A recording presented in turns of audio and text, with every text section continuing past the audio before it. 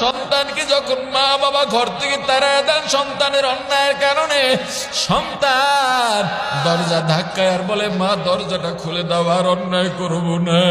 মা বলে না না, দরজা খোলা যাবে না, তুই যে অন্যায় করো বারবার, তোর মতো সন্তান আর দরকার নাই। সন্তান ডাক দিয়া বলে মা গো, তুমি যদি দরজা না খুলো কোথায় যাব? তোমার দরজা ছাড়া যাওয়ার জায়গা নাই। ওই মা বলে না, হবেই না, হবেই না। সন্তান বুঝতে পারে না এভাবে হবে না, 2 ফোঁটা চোখের পানি ছাড়া লাগবে।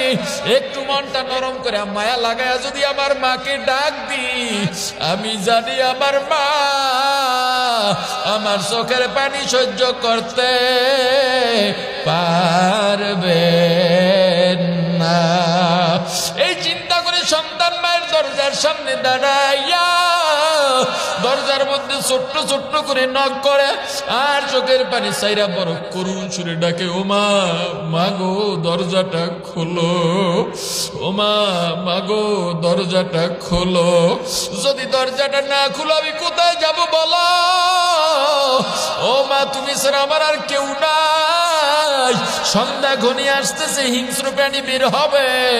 তোমার সন্তানকে যদি নিয়ে যায় মা, তোমাকে কে মা বলে ডাকবে? ওই মা আর সহ্য করতে পারেন না, একটা দৌড় দিয়া দরজা খুইলা সন্তানের সব অন্যায় ভুইলা যান। মা সন্তানকে কোলে টাইনা ডাক দিয়ে বলে, বাবা 10 মাস 10 দিন গর্ভে ধারণ করছি।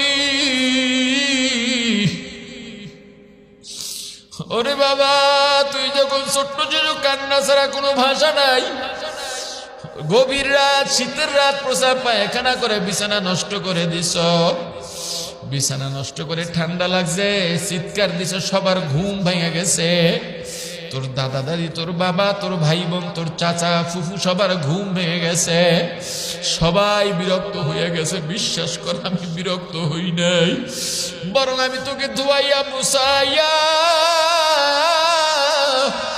ওরে বাবা শুকনা কাপড় দিয়া মুড়াইয়া আমার বুকের মধ্যে পরম আদরে যত্নে তোকে নিয়ে এই রুমে গেছি, ওই রুমে গেছি, ডানের রুমে বামের রুমে গেছি, তোর কপালে গালে চুমুকাইছি, যতক্ষণে তোর কান্না বন্ধ না হইছে আমি মা বিছানায় পিঠ লাগাই নাই। ওরে আল্লাহর গোলাম, আমার মাওলার মায়া বান্দার প্রতি মায়েদের চাইতে কোটি কোটি গুণে বেশি। আল্লাহ ডাক দিয়া বলেন, বান্দা লাম ইয়ালিদ ওয়া লাম ইউলাদ, আমি আল্লাহ জন্মদাতার থেকে জন্ম নেই নাই, জন্মদাতা হইয়াও কাউকে জন্ম দিই নাই। আমার মা নাই, বাবা নাই, সন্তান নাই, স্ত্রী নাই, ভাই নাই, বোন নাই, আমার একমাত্র আদরের বান্দা।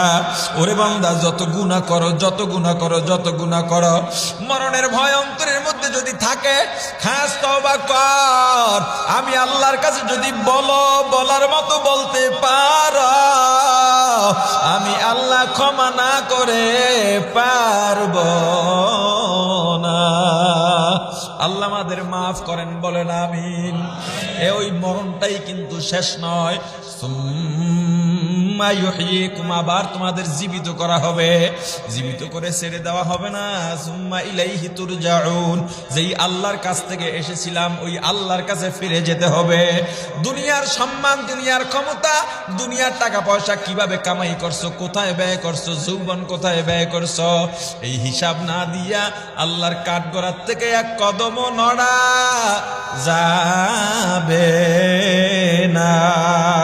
আল্লাহ আমাদের মাফ করেন, বলেন আমিন। 2টা পাখিকে দেখছেন নাকি? 2টা মাছকে দেখছেন নাকি? 2টা বকরিকে দেখছেন নাকি? না না, আল্লাহ মানুষকে মনের ভাব প্রকাশ করার জন্য সুন্দর একটা ভাষা দিয়েছেন। এভাবে মানুষের যেখানে যা দরকার আল্লাহ দিয়েছেন।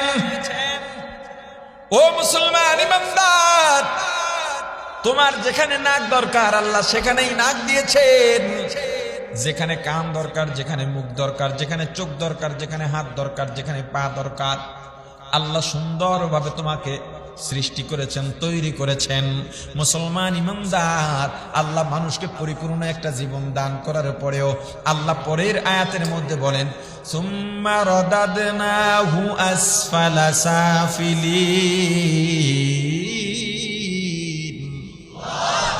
এত সুন্দর করে মানুষ বানাবার পরেও মানুষ নিজের কর্মের কারণে, নিজের খাসলতের কারণে ধ্বংস হয়। করোনা এই জাতির জন্য বড় গজব। এগুলো আমাদের হাতের কামাই।